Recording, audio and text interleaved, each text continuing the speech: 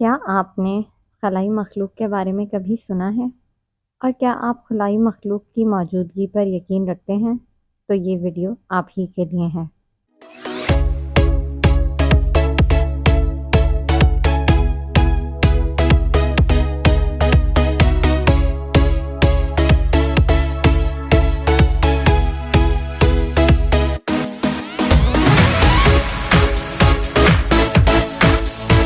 السلام علیکم، میں ہوں فرا منصور اور آپ دیکھ رہے ہیں انفو نیوز ڈائری۔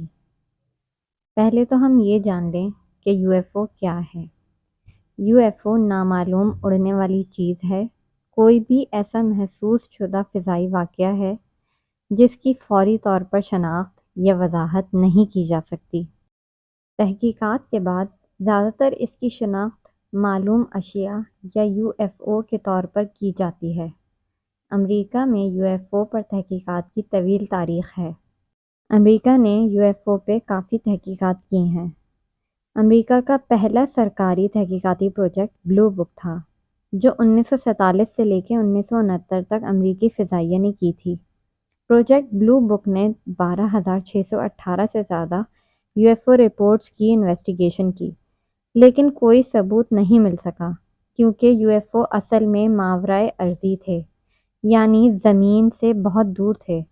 1972 میں پروجیکٹ بلو بک بند کر دیا گیا، لیکن یو ایف او میں دلچسپی برقرار رہی۔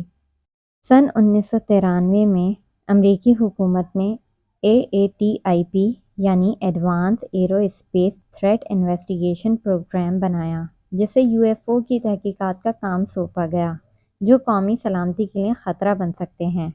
AATIP کو 2012 تک پینٹاگون کی طرف سے فنڈ فراہم کیے گئے، پھر فنڈ روک دیے گئے۔ 2020 میں امریکی حکومت نے یو ایف او پر ایک رپورٹ بھی جاری کی جو AATIP کے کام پر مبنی تھی۔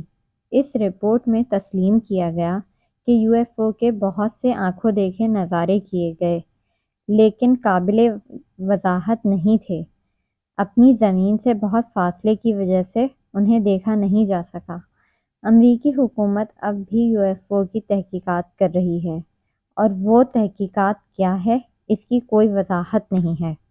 کچھ لوگوں کا خیال ہے کہ یو ایف او اصل میں زمین سے بہت دور اور لا تعلق ہیں، جبکہ دوسروں کا خیال ہے کہ یہ قدرتی مناظر ہیں یا پھر حکومت کا کوئی خفیہ منصوبہ۔ اب ہم بات کرتے ہیں امریکی تاریخ میں یو ایف او کی کچھ مشہور تحقیقات پر۔ دی روز ویل انسیڈنٹ۔ جولائی 1947 نیو میکسیکو میں ایک کسان روز ویل کو کھیت سے ملبہ ملا، جس کے بارے میں اس کا یہ خیال تھا کہ یہ ایک تباہ شدہ خلائی جہاز ہے۔ امریکی ایئر فورس نے پہلے کہا کہ یہ ملبہ موسمیاتی غبارے کا ہے، پھر بعد میں تسلیم کیا کہ یہ خفیہ منصوبے میں استعمال ہونے والے ایک غبارے کا ملبہ ہے۔ دی کینتھ آرنلڈ سائٹنگ۔ جون 1947 میں پائلٹ کینتھ آرنلڈ نے بتایا کہ انہوں نے 9 یو ایف او کا ایک گروپ دیکھا ہے جو انہوں نے رینیئر ریاست واشنگٹن میں دیکھا، جسے انہوں نے ڈسک اور ساسر سے تشبیہ دی۔ بیٹی اینڈ بارنی ہل انسیڈنٹ۔ ستمبر 1961 میں بیٹی اور بارنی ہل نے دعویٰ کیا کہ انہیں ایلینز نے اغوا کر لیا تھا جب وہ نیو ہیمپشائر جا رہے تھے۔ اس کہانی کو مقبولیت ملی اور لوگوں کی دلچسپی بھی یو ایف او میں بڑھ گئی، لیکن اس واقعے کی تصدیق نہ ہوئی۔ دی فینکس لائٹ۔ مارچ 1997 میں لوگوں کی بڑی تعداد نے ایریزونا کے شہر فینکس میں جگمگاتی روشنی دیکھی جو وی شیپ میں تھی، لیکن اس کی وجہ اب تک نامعلوم ہے۔ اب ہم یو ایف او کے موضوع پر بڑھتی ہوئی دلچسپی کی وجوہات پر بات کرتے ہیں۔ ایک وجہ تو یہ ہے کہ حالیہ دنوں میں ہمیں ہائی کوالٹی ویڈیو اور فوٹوگرافک ایویڈنس دیکھنے کو ملے ہیں۔ ماضی میں یہ سہولت نہ ہونے کی وجہ سے لوگ یو ایف او کو قدرتی عمل سمجھ لیا کرتے تھے۔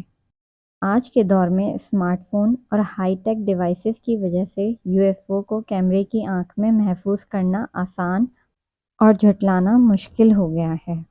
ایک اور وجہ یو ایف او میں دلچسپی کی یہ بھی ہے کہ ہائی پروفائل حکومتی شخصیات اپنے ایکسپیرینسز پر بات کرنے آگے آئے ہیں، جیسا کہ 2020 میں سابق امریکی نیوی پائلٹ لوئس ایلیزونڈو نے انکشاف کیا کہ پینٹاگن نے ایک سیکرٹ تحقیقاتی پروگرام بھی تشکیل دیا تھا یو ایف او کے لیے۔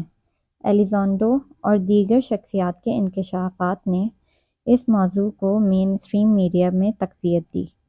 حالیہ امریکی شخصیات کے انکشافات کی وجہ یہ بھی ہو سکتی ہے کہ وہ اپنی عوام سے ہر بات واضح اور شفاف رکھنا چاہتے ہیں۔ حالیہ دنوں میں یہ دلچسپی اس لیے بھی بڑھی ہے اور اس کلچر کو ہوا ملی ہے کیونکہ چند فلموں اور ٹی وی پروگرامز میں یو ایف او کے بارے میں تذکرہ ہوا ہے، جیسے دی ایکس فائلز، اسٹرینجر تھنگز اور انڈیپینڈنس ڈے۔ ان پروگرامز نے لوگوں کی ایک بڑی تعداد کو اپنی طرف متوجہ کیا ہے۔ یہ بات ابھی بھی قبل از وقت ہے کہ یو ایف او میں دلچسپی کے لانگ ٹرم کیا نتائج ہوں گے، پر ان باتوں سے لوگوں میں تجسس پیدا ہوتا ہے اور تحقیق آگے بڑھتی جاتی ہے۔ اس طرح کی مزید ویڈیوز کے لیے برائے مہربانی ہمارے چینل کو لائک، شیئر اور سبسکرائب کریں۔